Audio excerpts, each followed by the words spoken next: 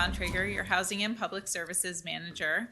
I have a fairly simple item for you tonight, which is bringing back the item you asked to see at the February 23rd council meeting, which is the opportunity to consider establishing an ad hoc committee of the City Council to discuss homelessness.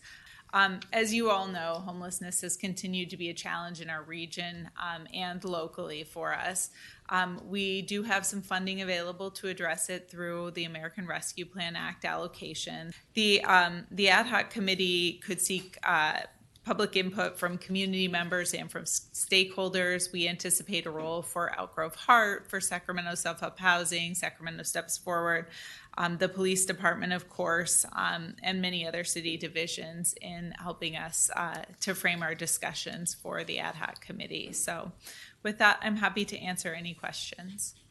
I've since been doing a lot of research in the field and actually speaking with some folks, as well as looking at some of the greater constraints, particularly, with the Lanterman-Petrus Short Act and some of the things that decimated our mental health network.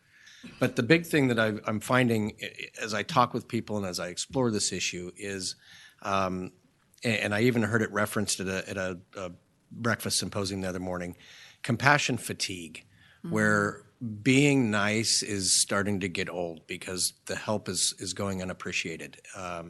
A, and B, the other thing that's a reality is we need to provide a safer environment for the general public as well as for folks living in these encampments.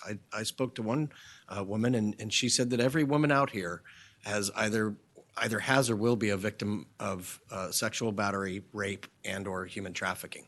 I mean, there are real criminal transgressions happening, and we're turning a blind eye to it, and we're holding ourselves at one standard and the unhoused community at a standard of lawlessness that is not acceptable. And so the police absolutely need to be at the table. We need to hear from our partners in the nonprofit sector as well. Housing is a big component of it, but as I've said before and I'll say again, a bed for every head does not make a dent in getting people onto a better trajectory. And in some cases, it could actually be the worst thing to happen to them because it accelerates a downward slope. So happy to explore it, and I know it's a big issue, but I really want to take some meaningful, still compassionate, but meaningful and impactful measures in what we can do locally. The status quo is no longer an option. Yeah. And to continue spending money on programs that aren't really addressing the issue is no longer an option.